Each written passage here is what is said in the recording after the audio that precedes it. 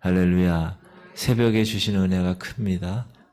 오늘도 주실 은혜를 기대하며 오늘 누가복음 마지막 부분인데 한번 읽겠습니다. 36절부터 이 말을 할 때 예수께서 친히 그들 가운데 서서 이르시되 너희에게 평강이 있을지어다 하시니 그들이 놀라고 무서워하여 그 보는 것을 영으로 생각하는지라.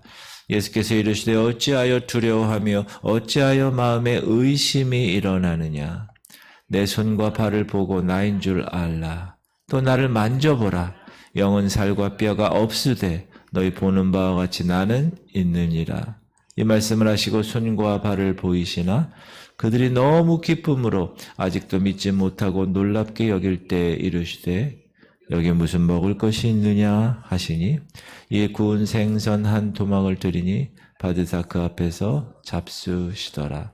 또 이르시되 내가 너희와 함께 있을 때 너희에게 말한 바 곧 모세의 율법과 선지자의 글과 시편에 나를 가리켜 기록된 모든 것이 이루어져야 하리라 한 말이 이것이라 하시고 이에 그들의 마음을 열어 성경을 깨닫게 하시고 또 이르시되 이같이 그리스도가 고난을 받고 제3일에 죽은 자 가운데서 살아날 것과 또 그의 이름으로 죄 사함을 받게 하는 회개가 예루살렘에서 시작하여 모든 족속에게 전파될 것이 기록되었으니 너희는 이 모든 일의 증인이라. 볼지어다 내가 내 아버지께서 약속하신 것을 너에게 보내리니 너희는 위로부터 능력으로 입혀질 때까지 이 성에 머물라 하시니라. 예수께서 그들을 데리고 베다니아 앞까지 나가사 손을 들어 그들에게 축복하시더니 축복하실 때 그들을 떠나 하늘로 올려지시니 그들이 그에게 경배하고 큰 기쁨으로 예루살렘에 돌아가 늘 성전에서 하나님을 찬송하니라. 아멘. 우리가 부활이라는 것을 다른 곳에서는 경험할 수 없는데 성경에서 경험할 수가 있어요. 그래서 특별히 부활한 몸, 우리가 나중에 부활의 첫 열매인 예수 그리스도를 따라 우리도 부활할 것인데 부활한 몸이 어떤 상태냐에 대해서 여러 가지로 궁금해합니다. 엠마오로 갔던 두 제자들이 다시 그 발걸음을 돌이켜서 예루살렘으로 와서 11 제자들이 있는 그 아지트, 그들이 원래 있었던 아지트에 이르렀을 때 그들은 피차 주님의 부활하심에 대해서 대화를 주고받았습니다. 그런데 그때 갑자기 부활하신 예수님이 탁 나타나시고 제자들이 깜짝 놀랐죠. 제자들은 오늘 읽은 말씀대로 부활하신 주님의 몸을 영으로, spirit, 영으로 알고 있었다는 거예요. 그러니까 두려운 거죠. 지금까지 그런 것을 경험해 보지 못했으니까. 죽은 자가 어떻게 살아나겠어요? 그들이 놀라고 무서워하여 그 보는 것을 영으로 생각하는 거예요. 주님은 그들에게 이제 부활하신 주님의 몸에 대해서 오늘 이 말씀을 통해서 우리에게 주님의 몸의 신비함, 부활체라고는 얘기하는 신비에 대해서 비밀을 풀어주셨는데 첫 번째 부활한 몸은 육을 가지고 있다는 거예요. 육. 그것을 예수님 자신이 증거하셨어요. 제자들은 영으로 보았어요. 생각했어요. 놀랐어요. 무서워했어요. 그러나 주님은 뭐라고 그러시냐? 야, 내 몸은 영이 아니야. 내 몸은 육이야. 만져봐. 이렇게 말씀하셨어요. 내 손과 발을 보고 나인 줄 알라. 또 나를 만져보라. 영은 살과 뼈가 없을 때 너희 보는 바와 같이 나는 살과 뼈가 있느니라. 그 얘기죠. 영은 보이지 않죠. 만질 수도 없죠. 그러나 육은 우리 손으로 직접 만질 수 있습니다. 이렇게. 그리고 하시는 말씀이 영은 살과 뼈가 없을 때 너희 보는 바와 같이 나는 있다. 죽은 몸이, 예수님이 죽으셨죠. 죽은 몸이 무덤에서 그 몸으로 살아나셨다면 그 육신을 그대로 지녀야 하고 있다는 것은 너무도 당연한 거죠. 그리고 두 번째, 부활체는 어디든 나타날 수 있는 몸입니다. 예수님이 지금 제자들 아지트에서 그들이 막 얘기하고 있는데, 누구세요? 나 스승 예수야 라고 나타나지 않으시고 난데없이 갑자기 그들 가운데 서신 것입니다. 육체는 가졌는데 부활한 몸은 자기 임의대로, 자기 마음먹은 대로 장소에 아무런 장애물에 구애받음 없이 벽을 통과하고 중력을 거스르고 출입할 수 있다라는 사실을 증거할 수 있습니다. 쉽게 말하면 부활체는 시공을 초월한, 시공의 제한을 받지 않는 몸이 부활체입니다. 부활의 몸입니다. 사도행전에서 집사 빌립이 여기 있다가 갑자기 광야로 가죠. 사마리아에 있다 갑자기 광야로 갑니다. 거기 이디오피아 내시를 만나게 되는데 하나님이 갑자기 보내세요. 순간적으로. 그러니까 하나님의 영이 우리의 몸을 시공을 초월하게 하신다는 거죠.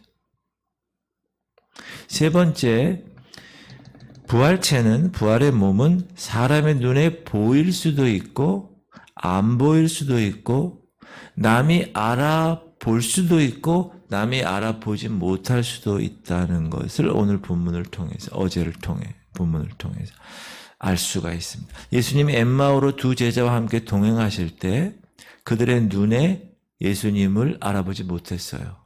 처음에. 그런데 이제 집에 들어가서 음식을 잡수시고 떡을 떼실 때 주님이심을 알 수 있었어요. 또 그 자리에서 갑자기 그들의 눈에 보이지 않고 사라져 버리셨어요. 그러니까 부활의 변화된 살과 뼈를 가진 몸은 이렇다. 기대가 되지요. 여러분들도. 부활한 몸은 네 번째, 음식을 먹을 수도 있고 먹지 않아도 된다라는 사실을 알 수 있어요. 예수님 뭐라고 그러시죠? 야, 지금 여기 먹을 거 있니? 그 무슨 말이에요? 그게 생선을 주니까 잡수셨다고 그랬잖아요. 그들이 너무 기쁨으로 아직도 믿지 못하고 놀랍게 여길 때 이르시되 여기 무슨 먹을 것이 있느냐. 그러나 부활의 몸은 계속 먹어야만 되는 것도 아니라는 것. 예수님이 부활하신 후에 어느 곳에서 음식을 계속 일정하게 드신 일에 대한 언급이 없어요. 사랑하는 성도님, 우리는 장차 부활의 첫 열매 되시는 예수님을 따라서 우리도 부활한 몸으로 천국에 가게 될 겁니다. 부활한 몸으로 중력을 거스려서 주님 다시 신랑 되신 예수님 오실 때 우리가 휴거될 것입니다. 믿습니까? 그리고 나서 천년왕국을 이 땅에 살다가 신천신지 이제 하늘나라로 가는 거예요.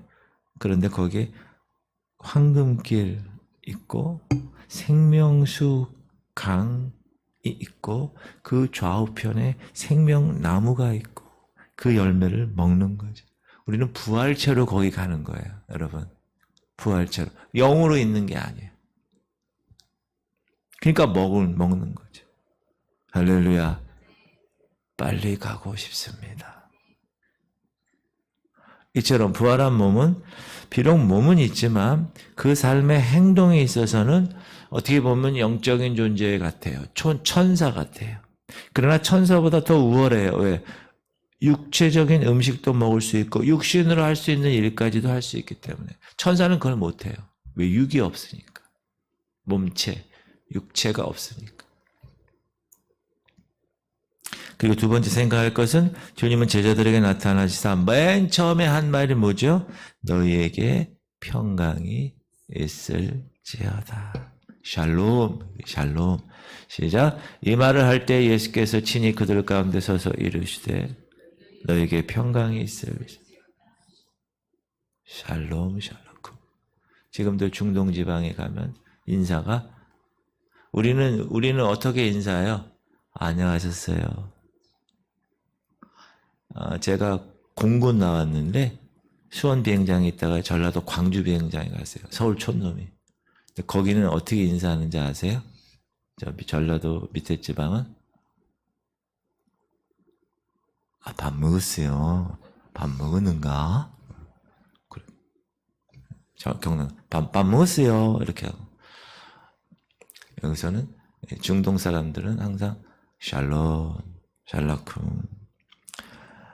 평강은 여러분 주님이 주시는 가장 큰 축복입니다. 주님이 말씀하신 평강은 어떤 평강을? 마음의 평강을 이야기합니다. 사람의 마음에 평안을 주시는 분은 예수 그리스도입니다. 그분으로 인하여 우리는 평강을 얻을 수가 있어요.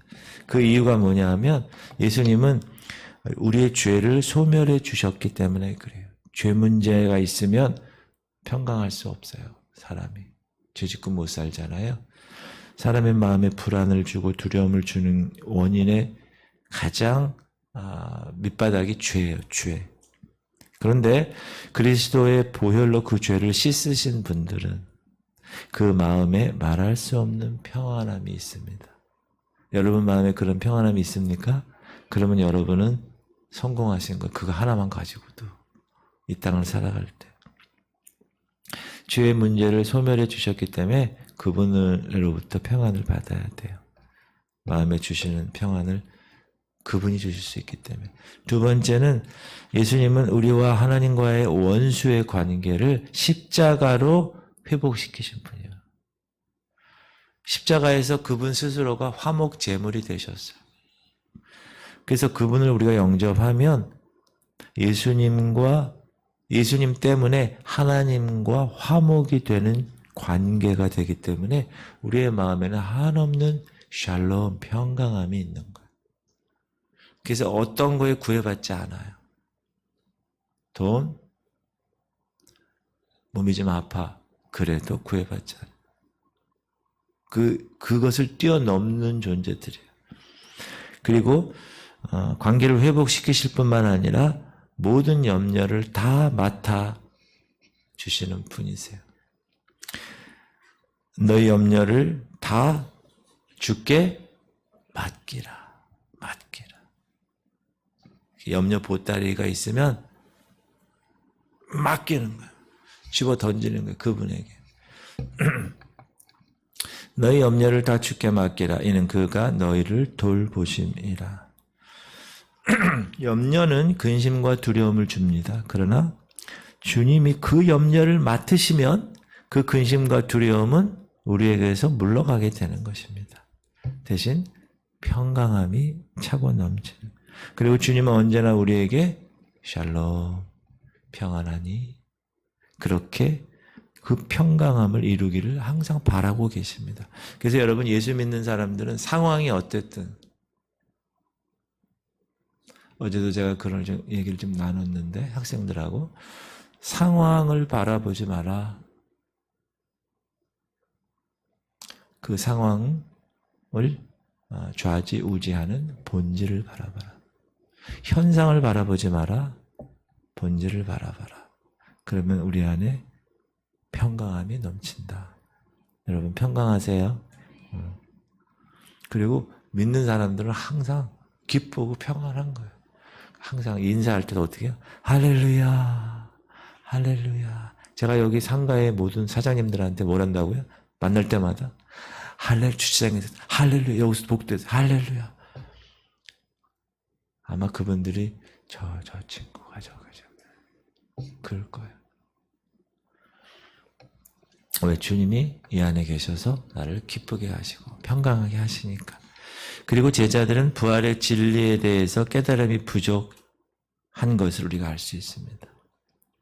부활에 관한 것. 왜냐하면 성경은 뭐라고 그러냐 하면 마음이 열려있지 않기 때문이라고 얘기합니다.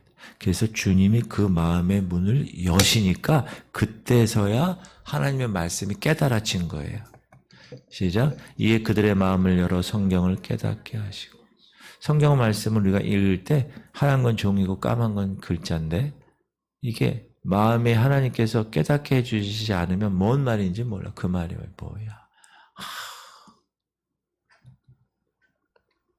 진리를 깨달으려면 마음이 열려져야 합니다. 우리의 마음이 열려있지 않으면 주님에 대한 진리에 대해서 깜깜할 수밖에 없습니다.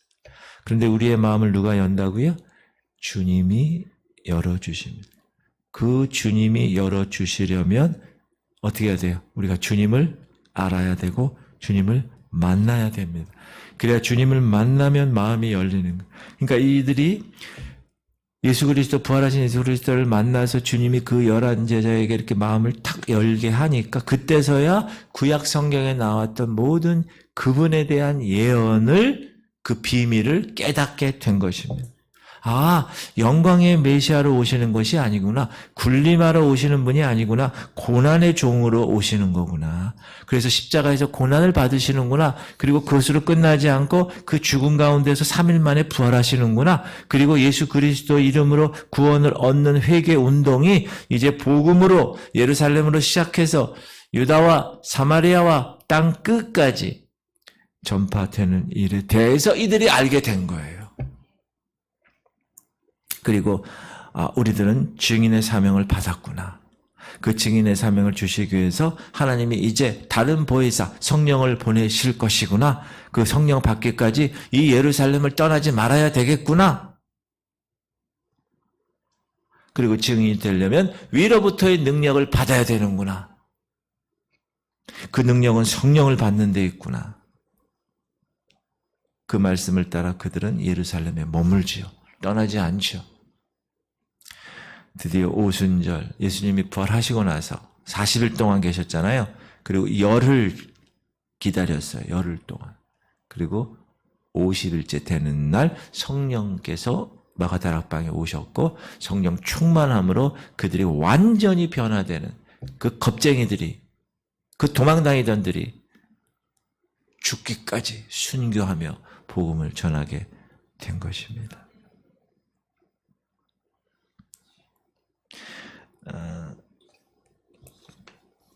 거기 보면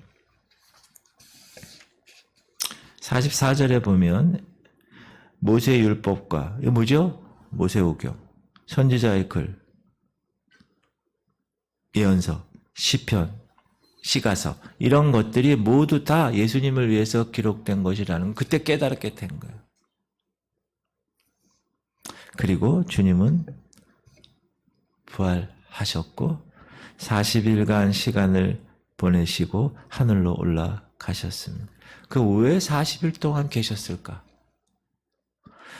그의 부활하신 사실을 확실하게 그의 제자들에게 증거하시기 위해서. 부활체 모습으로. 만져봐. 도마에게 그 정도 얘기하시잖아요. 손가락 넣어봐. 그리고 그는 베다니 앞까지 가셨고 늘 기도하시던 감람산에서, 올리브산, 그 산에서 승천하시죠. 그러면서 뭐라고 그러시죠? 그대로 올라가신 대로 올 것이야. 그래서 예수님이 어디로 재림하시는지 아세요? 이스라엘의 감람산으로, 올리브산으로 재림하세요. 왜? 예수님이 스스로 그렇게 말씀하셨으니까. 우리 믿는 거니까.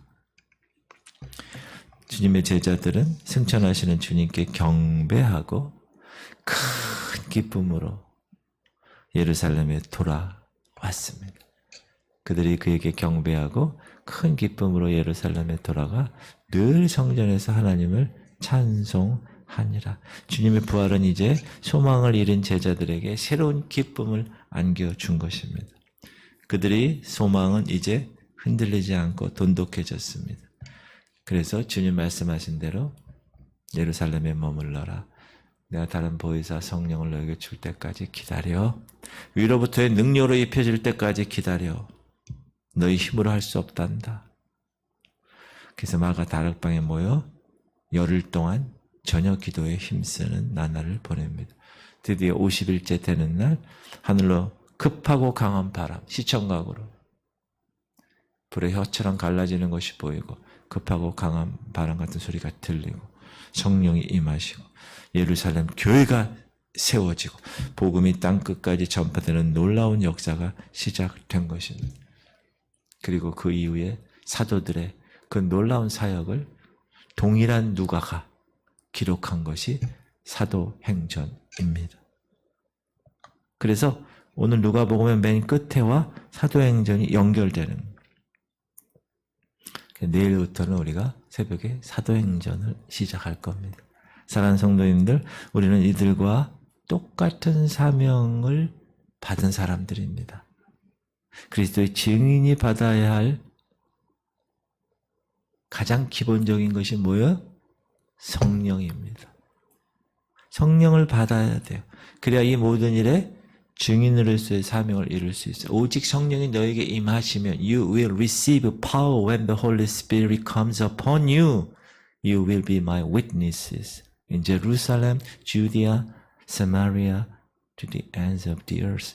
세상 예루살렘과 사마리아와 땅 끝까지 이르러 내 증인이 되는 그 증인의 가장 첫 번째 자격, 성령이 너희에게 임하시면이에요.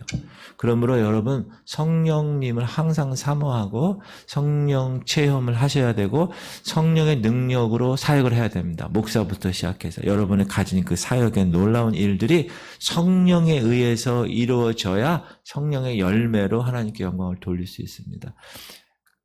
그리고 내 능력으로 하게 되면 어느 정도까지는 할 수 있는데 하다가 지치고 탈진하고 어둠의 영에 자꾸 걸려서 공동체가 분열되고 막 이런 경우가 생기는 거예요. 일을 잘하고 못하고는 관계없어요. 어떤 사람 달란트가 있어 일을 잘해. 근데 그 사람이 어디에 공동체에 들어가면 막 분열이 나. 그거는 자기 능력대로 하기 때문에 그래요. 성령의 능력을 받으셔야 돼요. 그래야 성령의 열매 결과가 나오는 겁니다. 할렐루야. 기도하십시다. 주님.